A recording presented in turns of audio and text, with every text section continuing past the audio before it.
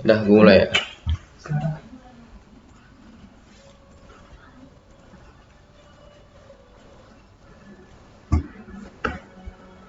Assalamualaikum warahmatullahi wabarakatuh. Kami dari kelompok 1 ingin mempresentasikan tentang kontrol unit. Dan nama saya Prasetyo Nano Rahmawanto dan teman saya Gusti Nurah Surya dan Hendreka. Kita presentasi pertama ya. Pertama, materi unit kontrol. Pengertian kontrol unit. Kontrol unit merupakan bagian dari mikroprosesor di mana fungsi dari CPU adalah untuk memberikan arahan maupun pengawasan serta kontrol terhadap operasi yang dilakukan bagian ALU atau Arithmetic Logical Unit yang terdapat di dalam CPU. Output dari CPU ini akan mengatur aktivitas dari bagian lainnya dari perangkat CPU tersebut. Jika dilihat dari desain komputer sebelumnya, CPU diimplementasikan sebagai add Hiyoshi logic yang susah untuk didesain. Namun sekarang CPU diimplementasikan sebagai mikroprogram yang disimpan di dalam tempat penyimpanan atau control store. Kontrol dari sebuah prosesor memiliki dua peran penting. Dan seperti inilah bagian-bagian dari kontrol unit. Boleh lihat selanjutnya. Oke, selanjutnya tugas kontrol unit mengatur dan mengendalikan alat-alat input atau output. Kedua, mengambil instruksi-instruksi dari memori utama. Ketiga, mengambil data dari memori utama kalau diperlukan oleh prosesor. Keempat, mengirim instruksi ke ALU bila ada perhitungan aritmatika atau perbandingan logika serta mengawasi kerja. Kelima, menyimpan hasil prosesor ke memori utama. Tugas CPU. Tugas dari CPU adalah sebagai berikut. 1. Mengatur dan mengendalikan alat-alat input dan output. 2. Mengambil instruksi-instruksi dari memori utama. 3. Mengambil dari data dari utama kalau diperlukan oleh proses. 4. Mengirim instruksi kalau bila ada perhitungan aritmatika atau perbandingan logika serta mengawasi kerja. Dan selanjutnya, macam-macam CPU. Sampai detik ini terdapat dua macam jenis CPU, di mana tiap CPU memiliki desain maupun fungsi yang berbeda berikut macam-macam dari CPU. 1. Single cycle CPU. Proses di CPU ini hanya terdapat dalam satu clock cycle. Artinya setiap instruksi ada pada satu cycle. Maka dari itu tidak memerlukan states. Dengan demikian, fungsi bulan masing-masing kontrol lain hanya merupakan fungsi dari opcode saja. Control cycle harus mempunyai panjang yang sama untuk setiap jenis instruksi. Ada dua bagian pada unit kontrol ini, yaitu mendecode untuk mengelompokkannya menjadi 4 macam instruksi, yaitu di gerbang AND format berhubungan dengan register, LY membaca memori, SY menulis ke memori, dan BEK branching. Sinyal kontrol yang dihasilkan bergantung pada jenis instruksinya. Misalkan, jika melibatkan memori R format atau LY, maka akan sinyal required akan aktif. Hal lain, jika melibatkan memori LY atau SY, maka tidak akan diberi sinyal kontrol ke ALU, yaitu ALU SRASI. Desain single cycle ini lebih dapat bekerja dengan baik dan benar, tetapi cycle ini tidak efisien. Multi-cycle CPU berbeda dengan kontrol unit kontrol yang single cycle. Unit kontrol multi-cycle lebih memiliki banyak fungsi dengan memperhatikan state dan opcode. Fungsi bulan dari masing-masing output kontrol lain dapat ditentukan masing-masingnya akan menjadi fungsi dari 10 buah input logik.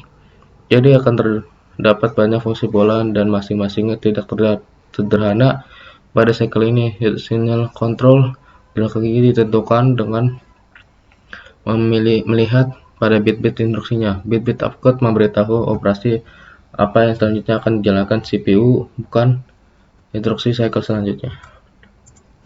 Selanjutnya, cara kerja unit control. Ketika sebuah komputer pertama kali diaktifkan powernya, maka komputer tersebut menjalankan operasi bootstrap. Operasi ini akan membaca sebuah instruksi dari suatu lokasi memori yang telah diketahui sebelumnya dan mentransfer instruksi tersebut ke kontrol unit untuk dieksekusi. Instruksinya dibaca dari memori dan eksekusinya sesuai dengan urutan penyimpanannya. Dari suatu komputer menyediakan suatu cara untuk menyimpan lokasi instruksi berikutnya. Urutan eksekusi berubah dengan memindah lokasi instruksi ke program counter sebelum pembacaan atau fetch. Instruksi dikerjakan. Sebuah instruksi merupakan kalimat imperatif pendek yang sudah dapat menjelaskan makna dari perintah tersebut. Suatu instruksi terdiri dari satu subjek atau komputernya. Verb, suatu kode operasi yang mengindikasikan pekerja apa yang dilaksanakan. 3 objek operands yang mengidentifikasi nilai data atau lokasi memori. Selanjutnya, kontrol bertanggung jawab pengordinasian aktivitas komputer.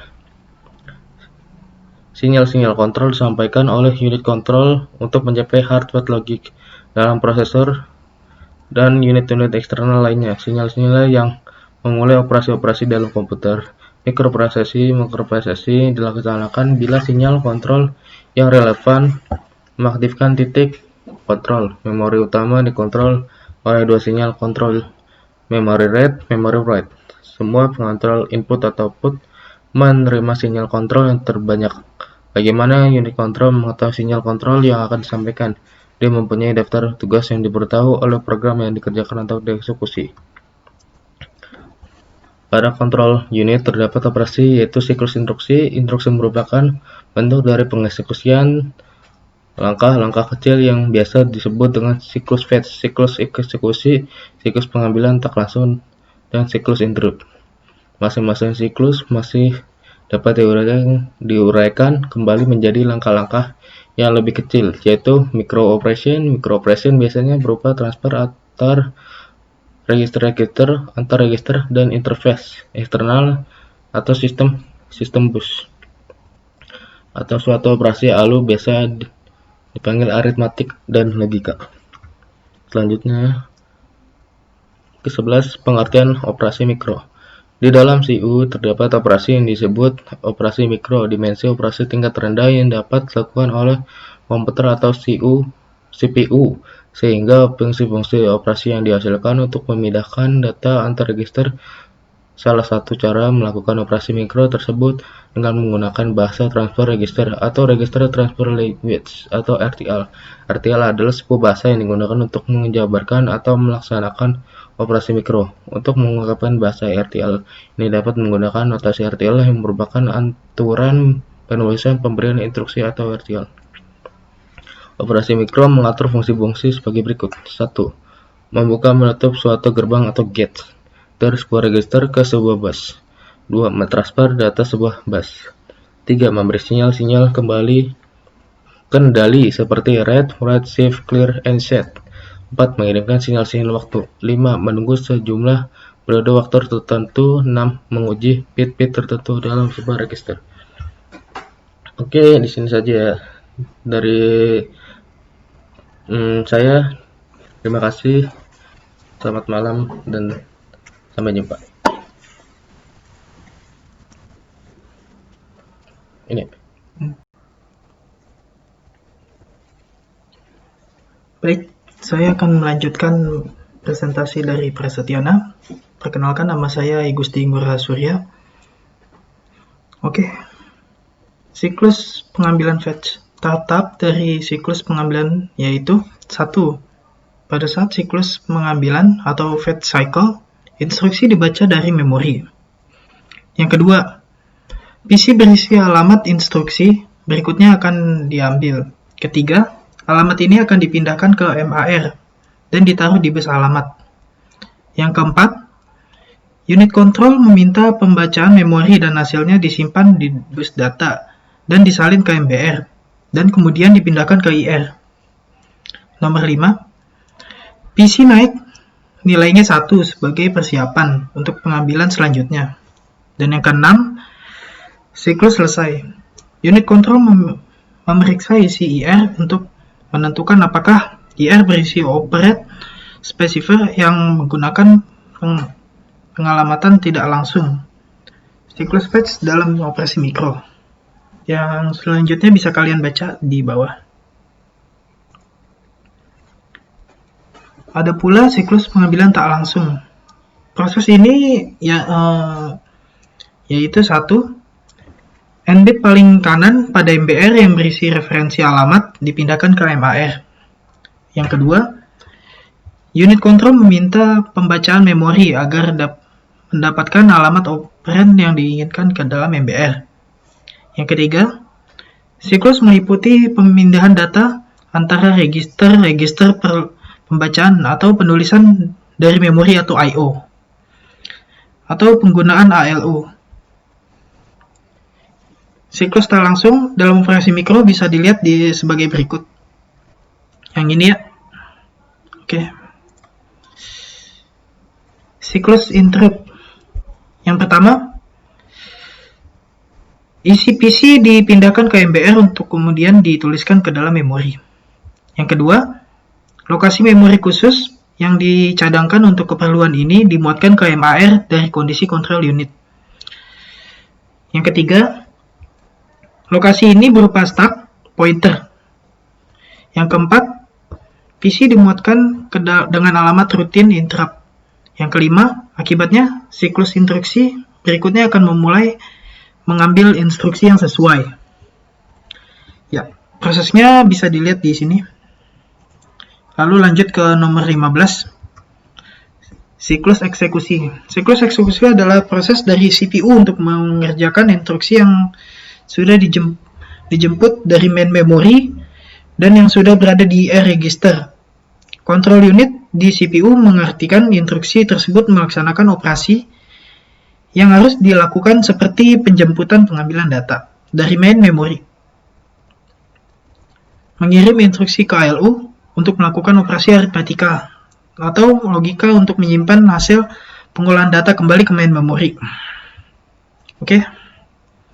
Lanjut ke nomor 16, siklus eksekusi dalam operasi mikro. Yang pertama ada penambahan atau add. Add ini menambahkan lokasi X ke register R1. Yang dimana yang detailnya bisa dilihat di sini. Yang kedua ada IZ atau isi lokasi Z. Isi lokasi X ditambahkan dengan A1. Apabila hasilnya sama dengan 0, maka instruksi berikutnya dilompati. Ya, seperti ini kurang lebih. Oke, lanjut. Jenis-jenis sinyal kontrol. Yang pertama, clock, atau satu instruksi operasi mikro per siklus clock. Yang kedua ada instruction register, atau opcode setiap instruksi dan menentukan instruksi mikro yang akan dilakukan. Yang ketiga ada teks. Teks di sini menunjukkan status CPU dan hasil dari operasi sebelumnya. Yang keempat pada bus kendali atau instruksi dan sinyal acknowledgement pada output dan dalam CPU atau pergerakan data mengaktifkan fungsi tertentu.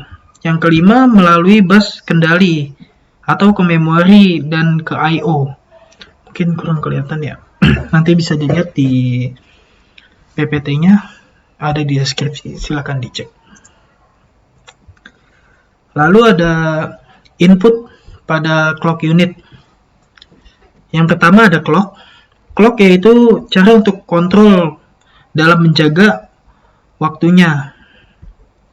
Unit kontrol menyebabkan sebuah operasi mikro atau sejumlah operasi mikro yang bersamaan dibentuk bagi setiap pulsa waktu. Pulsa ini dikenal sebagai waktu siklus prosesor. Yang kedua ada register instruksi. Register instruksi merupakan opcode instruksi saat itu digunakan untuk menentukan operasi mikro di mana yang akan dilakukan selama siklus eksekusi. Yang ketiga ada flag. Flag ini diperlukan oleh control unit untuk menentukan suatu status prosesor dan hasil operasi ALU sebelumnya. Yang keempat, ada sinyal kontrol untuk mengontrol bus. Bagian bus sistem ini memberikan sinyal-sinyal ke control unit. Contohnya, sinyal-sinyal interupsi dan acknowledgement. Oke? Lanjut. Yang nomor 19 ada output pada control unit.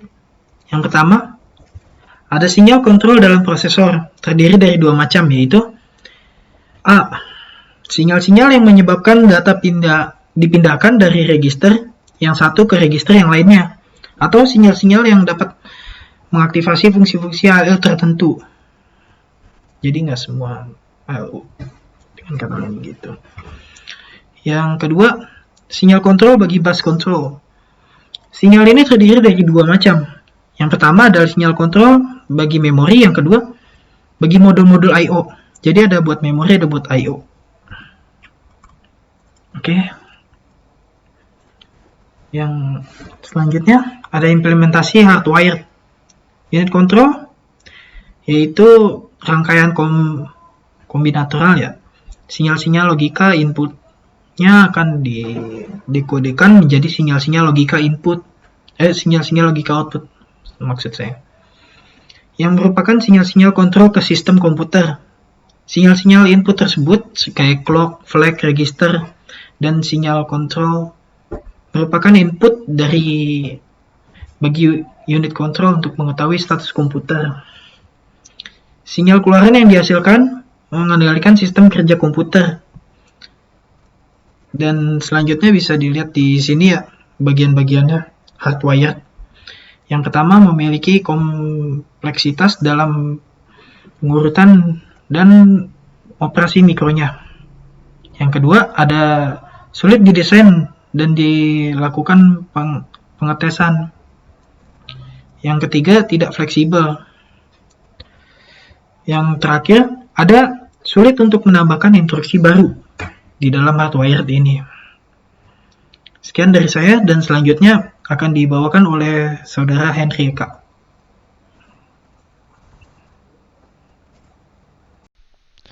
Oke, di sini saya akan melanjutkan dari teman saya. Di sini saya memulai dari slide 20, bagian implementasi hardware. Unit control merupakan rangkaian kombinatorial. Sinyal-sinyal logika inputnya akan didekodekan menjadi sinyal-sinyal logika output yang merupakan sinyal-sinyal kontrol ke sistem komputer. Sinyal input tersebut seperti clock, flag, register instruction, dan sinyal kontrol merupakan input bagi unit kontrol untuk mengetahui status komputer. Sinyal keluaran yang dihasilkan akan mengendalikan sistem kerja komputer. N buah input biner akan menghasilkan 2 N output biner. Setiap instruksi memiliki opcode yang berbeda-beda. Opcode yang berbeda dalam instruksi akan menghasilkan sinyal kontrol yang berbeda pula. Pewaktu unit kontrol mengeluarkan rangkaian pulsa yang periodik. Pulsa waktu ini digunakan untuk mengukur durasi setiap operasi mikro yang dijalankan CPU. Intinya ya digunakan untuk sinkronisasi kerja masing-masing bagian. Nah, dalam merancang implementasi hardware ini ada beberapa masalah. Seperti yang pertama, memiliki kompleksitas dalam pengurutannya. Terus yang kedua, sulit didesain dan dilakukan pengetesan. Yang ketiga, tidak fleksibel dan sulit menambahkan instruksi baru. Lalu selanjutnya implementasi microprogrammer. Implementasi yang paling sering digunakan saat ini adalah implementasi microprogram. Unit kontrol memerlukan sebuah memori untuk menyimpan program kontrolnya. Fungsi-fungsi pengontrolan dilakukan berdasarkan program kontrol yang tersimpan pada unit kontrol. Selain itu, fungsi-fungsi pengontrolan tidak berdasarkan dekode dari input unit kontrol lagi. Teknik ini dapat menjawab kesulitan-kesulitan yang ditemui dalam implementasi hardware. Jadi secara garis besar, kontrol unit itu memerlukan sebuah memori untuk menyimpan program kontrolnya. Dan fungsi-fungsi pengontrolan dilakukan berdasarkan program kontrol yang tersimpan pada unit kontrol. Lalu fungsi-fungsi pengontrolan tidak berdasarkan dekode dari input unit kontrol lagi. Sehingga teknik ini dapat menjawab kesulitan-kesulitan yang ditemui dalam implementasi hardware. Nah, ini contoh micro operation. Di bawah ini ada perubahan register dalam prosesor sebagai berikut. Nah, kalau bisa dilihat seperti ini untuk bagian perubahan-perubahannya. Lalu selanjutnya itu control unit dibagi menjadi 3 bagian. Sebentar, mohon maaf. Di dalam control unit ada sequency logic, register and decoder, dan control memory. Nah, control unit ini berada di dalam CPU yang menjadi 4 bagian, dan control unit itu adalah menjadi salah satu bagian menjadi CPU. Nah, sequencing logic ini berfungsi untuk menentukan keluaran dari control unit, sementara register dan decoder berfungsi dapat menulis kode atau pesan yang mengindikasikan hasil operasi, sementara control unit berfungsi untuk mengawasi penyimpanan data. Sequencing logic dalam teori sirkuit digital, logika sekuensial adalah jenis sirkuit logika yang outputnya tidak hanya bergantung pada nilai sekarang dari sinyal inputnya, tetapi pada sejarah inputnya yang lalu. Ini berbeda dengan logika kombinasional yang outputnya adalah fungsi dari hanya input yang ada.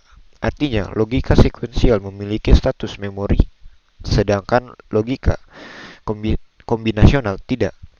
Atau dengan kata lain, logika sekuensial adalah logika kombinasional dengan memori. Decoder dan register. Decoder adalah sebuah alat yang dapat dipakai untuk bisa membalik proses encoding sampai kita bisa melihat atau menerima informasi yang aslinya. Decoder juga dapat diartikan sebagai suatu susunan yang difungsikan untuk menerima masukan kode. Nah, selanjutnya decoder dan register. Decoder adalah sebuah alat yang dapat dipakai untuk bisa membalik proses encoding sampai kita bisa melihat atau menerima informasi yang aslinya. Decoder juga dapat diartikan sebagai suatu susunan yang difungsikan untuk menerima masukan kode biner dan menghidupkan salah satu keluaran mirip dengan susunan dari kode tersebut. Nah, kebalikan dari decoder itu adalah encoder.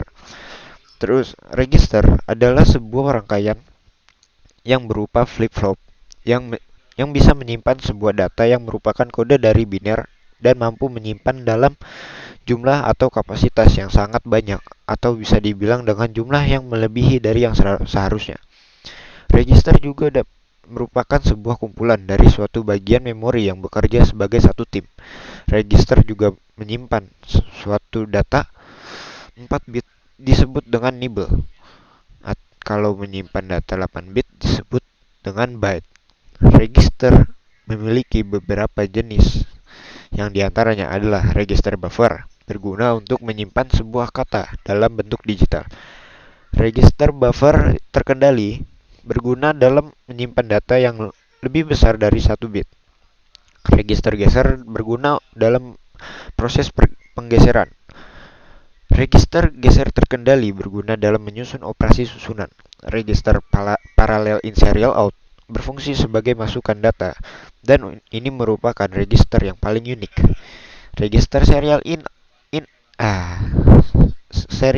serial out sebagai penyalur lewat media tunggal. Berikutnya adalah kontrol memori. Kontrol memori adalah sirkuit digital yang mengatur aliran data ke dan dari memori utama komputer. Pengontrol memori dapat berupa chip terpisah atau diintegrasikan ke dalam chip lain, seperti ditempatkan pada cetakan yang sama atau sebagai integral dari mikroprosesor. Dalam kasus terakhir, biasanya disebut pengontrol unit integrasi atau IMC. MAR dalam PC. Control unit mengaktifkan sinyal untuk membuka gerbang antara PC dan MAR.